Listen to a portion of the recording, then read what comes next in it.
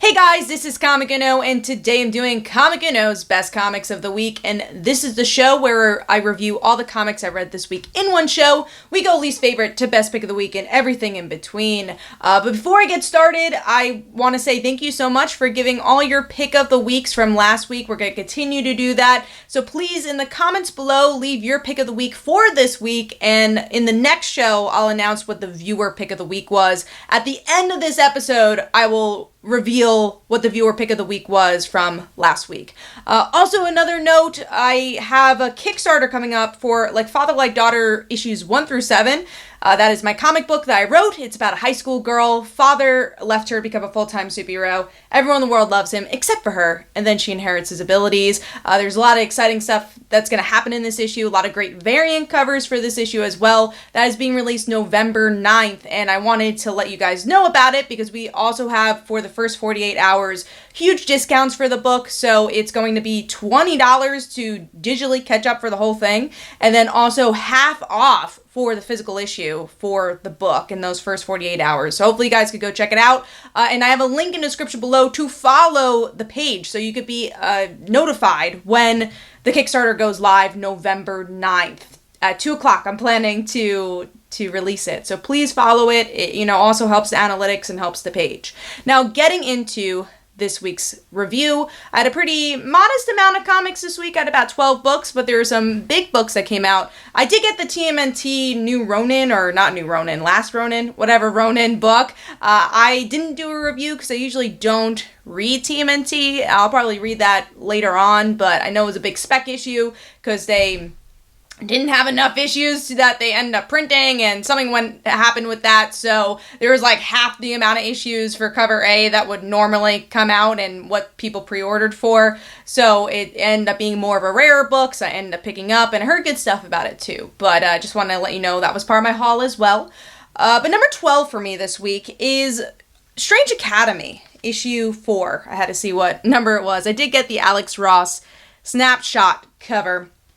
Or Timeless, sorry, they're not the snapshot. Timeless cover. And I feel like with Strange Academy, I enjoyed the first issue for the most part to give me more, to make me want to read more, but I just don't know if there's much of a connection for me. I feel like there's too many characters, too many new characters. Also, you don't really get to see Doctor Strange. You don't get to see Magic. Maybe some of the characters you connect to Magic a bit more, like Scarlet Witch, who's on this cover. It's more about these new kids, which is totally cool, but there's no character I'm really grasping on to want to continue with the book, and I feel there's no issue or moments that really connect to one certain character so you can kind of live with them and find why you would enjoy them. I just feel like the book is a bit too crowded, and Ramos's artwork also kind of fits into, I guess, this crowded nature of the book, and it just hasn't been my thing, so I think I'm going to drop this one, and again, this issue kind of plays on that as well, just a lot of characters. They are building up a little bit of a mystery in the background, especially with the New Orleans plot line, but not enough for me to continue with the book, so I'm giving that 2 stars, and that is number 12. Moving on to number 11, which is Wonder Woman 765. We're up to the second arc of Mariko Tamaki's storyline. I already feel like it's somewhat spinning its wheels, and I love Mariko Tamaki's writing for the most part. I enjoyed the first story arc. I thought it had a pretty good direction with the liar villain and bringing in Maxwell Lord. Here we get to see the aftermath of Maxwell Lord and Wonder Woman teaming up. But it's first we were in Miami, now we're in Las Vegas, and then the ending, wasn't a huge cliffhanger. It's one of those, I think, I want to find the right word, but cliffhangers we've kind of seen before with these superhero books, and it's Wonder Woman going blind, and it's gonna last for an issue, and then they'll play up with another cliffhanger, another story. So it's gonna be like an issue type story. And I mean, the one thing that's interesting with that is that Maxwell Lord is going to probably have to help out Wonder Woman, and hopefully it either strengthens or brings more drama towards that team up.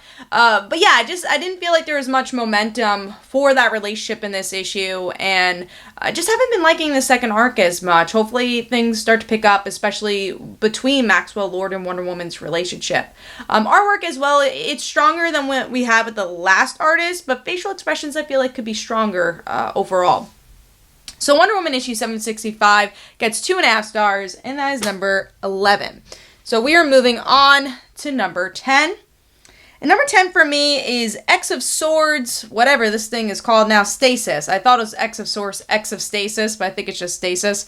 So I guess this is kind of like the midpoint of the story, because we're up to part 11. It is 22 parts, so they're doing this one shot for that.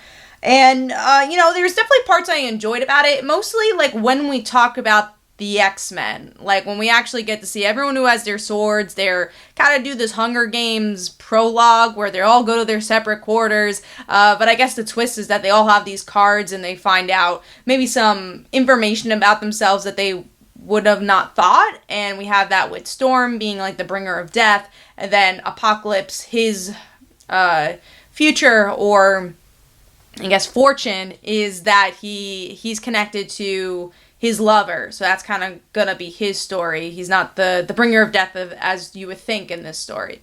So I like that.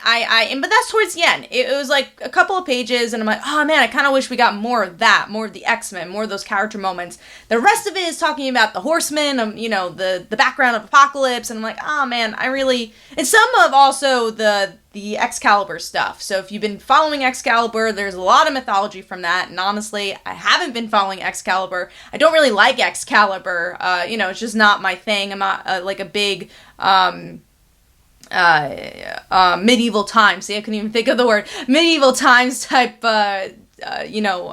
reader. I don't usually like those stories. So that half of the issue I didn't really quite like as much. And also the artwork, as much as I like the vibe and the tone, there's times where I could hardly see the characters. Like a really cool panel was where we get to see all the sword bearers. They're just sitting around waiting for this challenge. So they're just like hanging out on this rock. And I thought that was a cool panel, but you could hardly see anybody. They all looked like ants, and I just feel like the artwork could definitely be a bit more detailed in this one, too. So overall, I'm giving this one 2.5 stars. X of Swords has been kind of a middle ground book for me, or event. It's been very long. There's been certain issues I've liked, but mostly the ones of books I've been reading.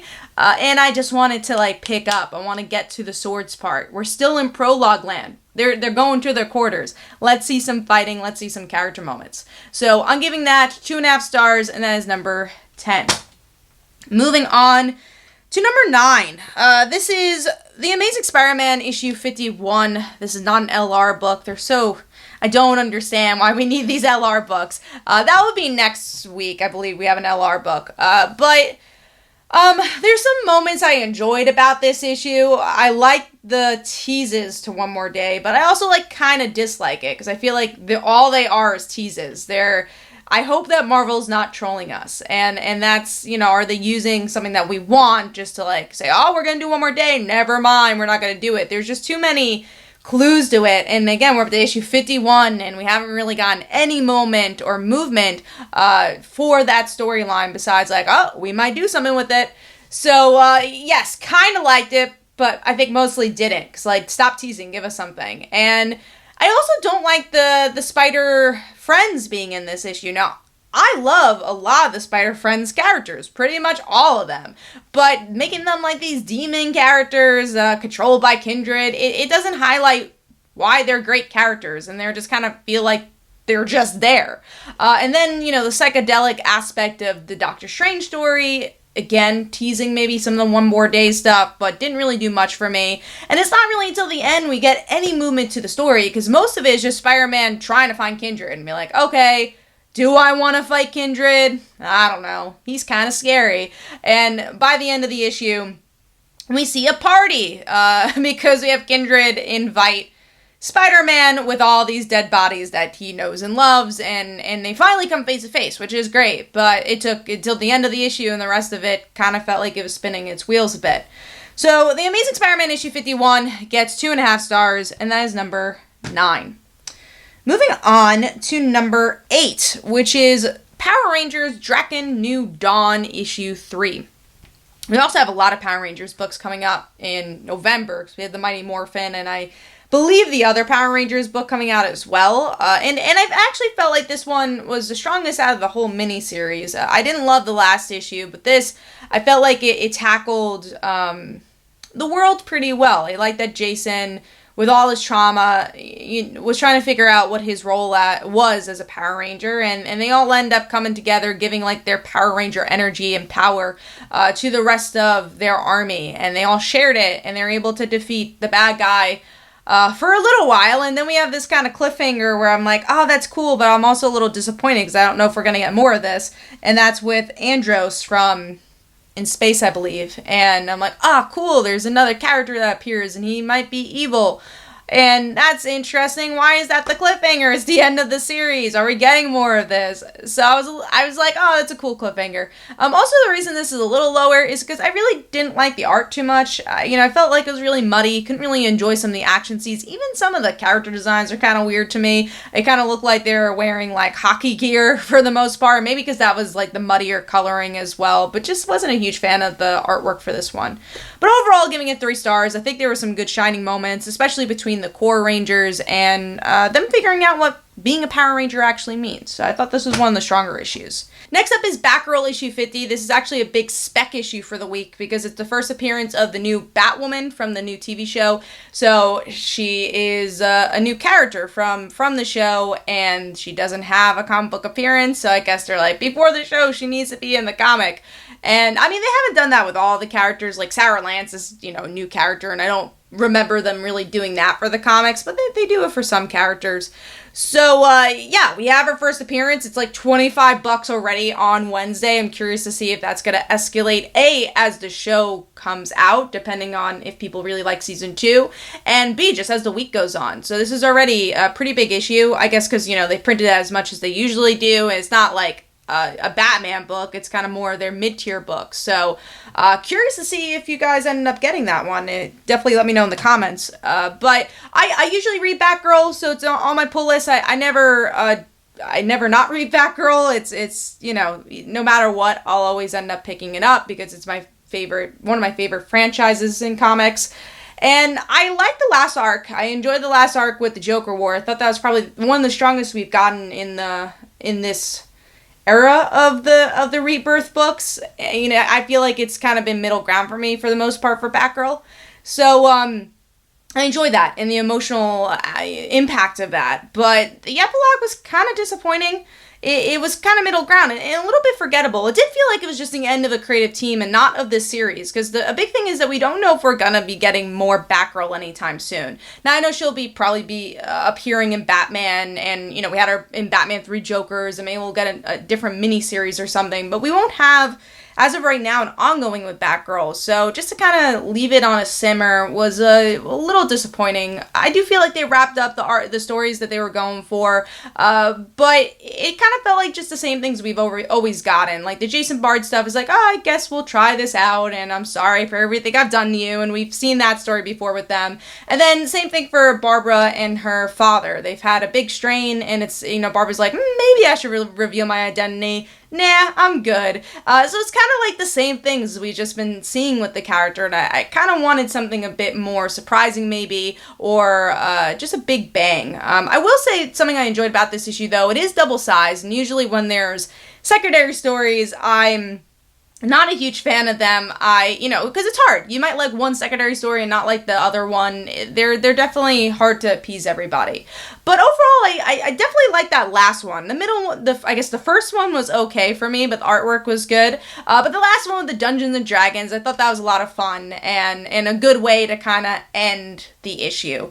We'll see where Batgirl goes with this. I think again, her character's kind of up in the air. Will she be Oracle? Will she continue to be Batgirl? Where will she appear next? And also another question, where is Riley Wilder? I think her last name is. Oh, I don't know her full name. But where's the new Batwoman going to appear if it's not here? Why did she appear in this issue out of all issues? The last issue. That's also a little bit of a disappointment. It's like, we get this new character, but she's really just there as a cameo. So what was the point of introducing her besides maybe thinking that people will buy it because of spec purposes? Do we actually have a storyline with this character? I don't know. We'll have to see. So Batgirl issue 50 gets 3 stars, and that is number 7? That was number 7. Moving on to number 6, which is Department of Truth issue 2. I enjoyed the first issue a lot. I thought it was just something really different, kind of dark. I like the whole conspiracy theory stuff. This one kind of has a bit of an issue 2 slump, in my opinion, because it is very explainy. It's like, okay, now you're part of the Department of Truth. Literally, ask me questions. What do you want to know? So you have like this whole segment of exposition. But the reason this is higher is definitely that mystery aspect of, I forget what he's called, like the Star Killer, Starface. And then we also have the girl with the red eyes that we've been seeing in the variant covers. So I'm like, oh, okay, that's super interesting. What are they about?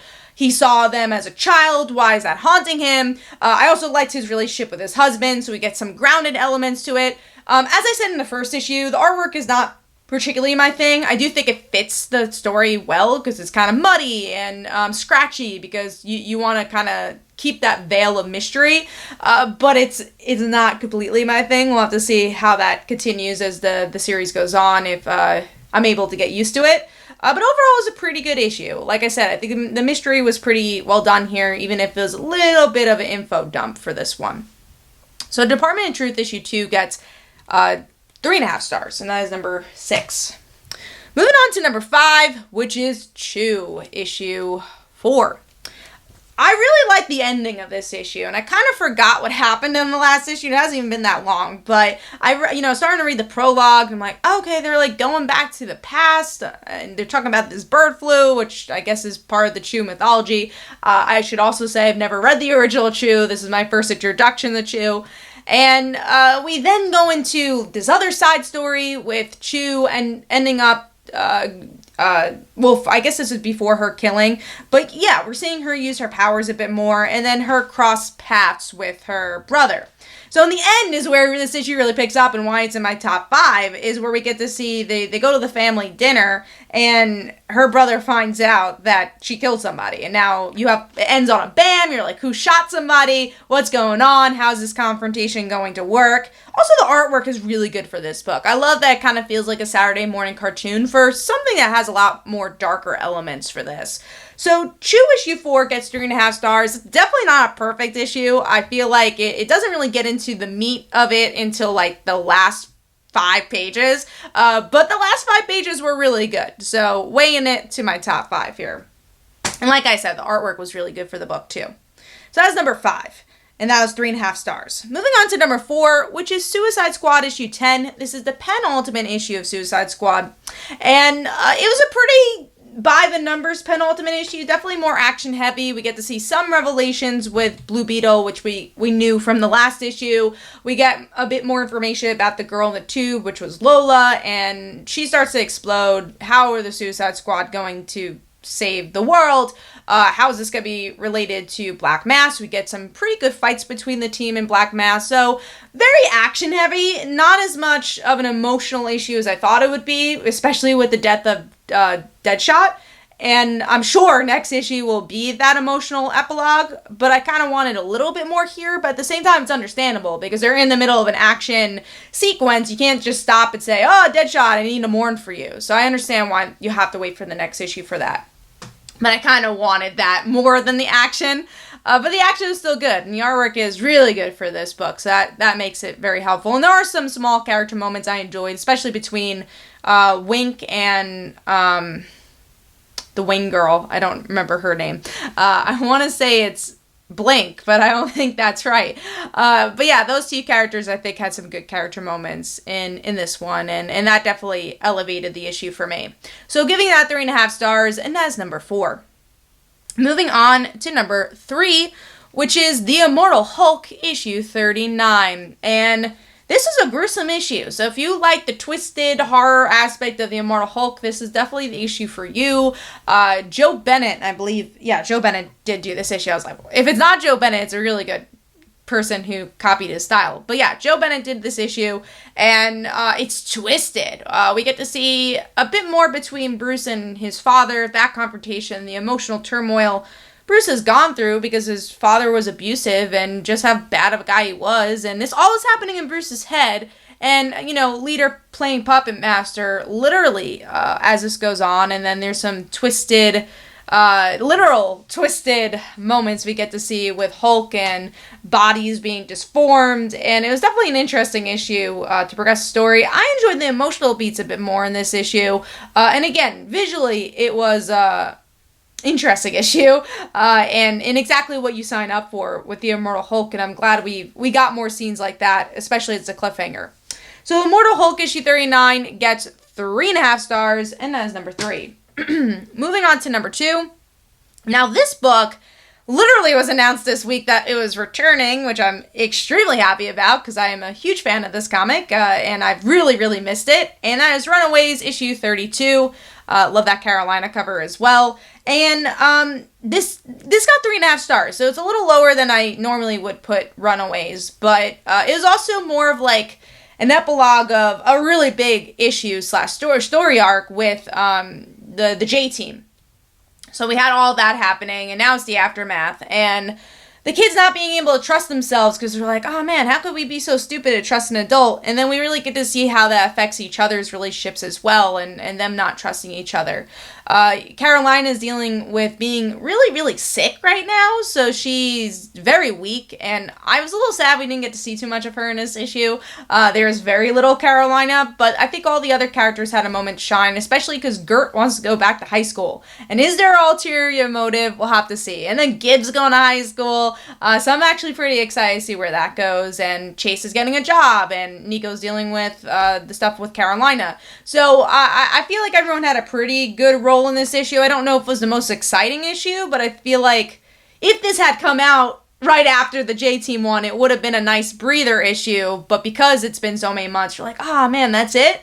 But it's understandable because, again, it's been delayed, so it's not like the creative team knew that was going to happen. I will also say I do miss Andre's. I always miss Chris Ango's artwork. I don't know if this artist really nailed the detail of those, or I would even say the balance of detail and simplicity as those artists do, and in the facial expressions as those artists do. So that one was a little lacking as well. Still definitely fits the style of them, which is great. And something I've been loving about Runaways is that they had a couple different artists, but for the most part, the book has looked pretty similar. So Runaways issue 32 for me gets 3.5 stars, and that is number 2. And my pick of the week this week is Batman 3 Jokers. Now, I'll also be doing a topic video on this week where I'm going to talk about if Batman 3 Jokers as a whole was worth the hype. I won't answer that question here, but I will talk about issue 3. And I was blown away by issue 3. This was actually a 5-star book for me. I really feel like it was pretty perfect. There's some hiccups, I think, that happened between the Barbara and Jason stuff, but it really wasn't big enough for it to really deter from my reading experience, especially because of the little moments that made it I guess not valid in some ways, where we get to see Jason tell his feelings to Barbara and say, hey, like, I thought we were going to be together, that would be nice. And Barbara's like, nah, I'm good. And then he writes this, like, heartfelt letter, and then it ends up going into the garbage before she could read it. So it's like, oh, okay, so that's never going to happen. But, you know, Jason always had the hope. And maybe if there was a sequel, they will pick up on that. I don't know. But I kind of like it if this was its only story. That's kind of how it ends, because Jason's looking for happiness. Will he ever be able to find it? The small little nitpick I had, well, first of all, the scene I actually really loved, but then a little nitpick I had with that scene is that, after everything that happens, which I'll discuss in detail what happened, but Barbara ends up telling her dad that she's Batgirl, because I think it was kind of obvious that Commissioner Gordon wanted to check up on his daughter and says, hey, I know you've had a past with Joker, are you okay? So I think that was like his way of saying, hey, Barbara, I know you're Batgirl. And he says, I'm cool with you being Batgirl. I'm cool with Batman. I like you. I just don't like that Red Hood guy. Don't go out with him. And she's like, nah, I'm going to do what I want. And then she's like, thanks, Dad. And, that was the reveal. I'm like, oh my God, I want to see more of that, because I feel like not enough Batman comics do that. I feel like one beat I've really felt like is just so old school is that Commissioner Gordon doesn't know that his daughter's Batgirl. And there's so many awesome potential stories to tell with that. So I'm like, it just ends there. I want to see more of that reaction. But also I kind of like that there wasn't more of that reaction. But I also, like I said before, the little nitpick I had is like, Does it have to be like this rebellious Batgirl gets her dad and say, oh, I'm gonna go with the punk guy, you know? Just like to dig some salt into the wounds. I didn't really love that moment for either Jason or Barbara. Like, I feel like she's kind of using him for like some rebellion that she has, so I didn't really love that note, but I love that that way she reveals that she's Batgirl. Now, going into why this is a 5-star book is I like that Three Jokers wasn't really about three Jokers. It really wasn't about, oh, let me tell you how the three Jokers exist. They explain it enough, but it kind of ties into the Killing Joke, and the parts that were good about that story is that, you know, we'll never know about the Joker, and that's what makes him a great character. He could keep making up stuff, but they'll always have a mystery behind him, and that's kind of like the theme of the story, whereas, like, the reason Joker will never reveal Batman's identity, he knows who Batman is because it's that game of cat and mouse. It would ruin everything, and then it goes back, that's the ending of the story, where Bruce reveals he knows who the Joker is, but he's like, I want to protect his family, I need to maybe in some ways protect this relationship as well. So there's just this really interesting deep character moments here and relationships that you can really dig into, which I really liked about this book, is that you can reread it and maybe find new things about it, and that's comics that I enjoy and I feel like we will go back to.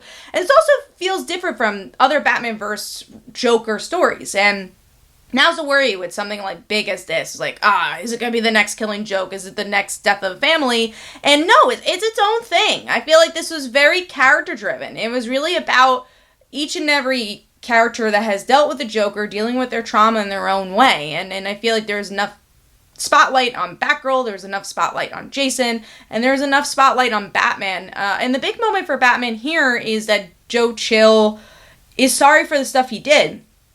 And Batman saves him. And there's this really interesting relationship between the two, where the Joker, or at least one of the Jokers, wants to make him the next Joker. And then the real Joker says, nah, I don't want that. I want me and you. I want to be the person you care about the most, because that's always been his thing. And I loved how it really tied into everything we know about the Joker, everything we know about Batman, but still by doing something different, because that's also like kind of annoying where something relies on nostalgia so much and relies on what we know, it doesn't feel like a different story. But here I think it moves enough where there's a lot of new territory that I feel like other writers tied to continuity would be scared to do, like making Joe Chill and Batman come face to face, like having Barbara tell her dad that she's Batgirl. And there's these really moments that we've been waiting years and years for, and it just finally happens. And the dialogue is so brilliant for this book. There's some really great paneling in this book and emotions throughout this book.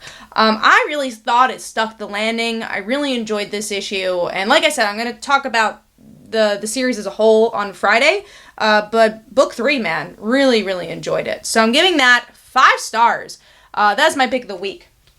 Now, before I end the show, I am going to reveal what the viewers' pick of the week was from last week. And we got a lot of comments, so thank you so much. I really appreciate that. And please continue. I would love to hear what your favorite book was for this week. I also love the comments of why it was your favorite book. That'd be great as well. And last week, drumroll, it was Spider-Woman issue 5, which I also really enjoyed. I thought was a really good book. And I've been really loving that series, so definitely see why that was your pick of the week. And here are some comments that came out of it as well. I wanted to showcase your voices. So definitely tell me what your pick of the week was for this week so you could be featured possibly in the next episode. So hopefully you guys enjoyed. This is Comic Uno. Definitely follow me on Twitter and Facebook. Go check out my comics like Father Like Daughter and They Call Her a Dancer. And every Tuesday at 10 p.m. Eastern Time is Comic Book Weekly, where we discuss our favorite comics and comic book news. Thanks, guys. Bye.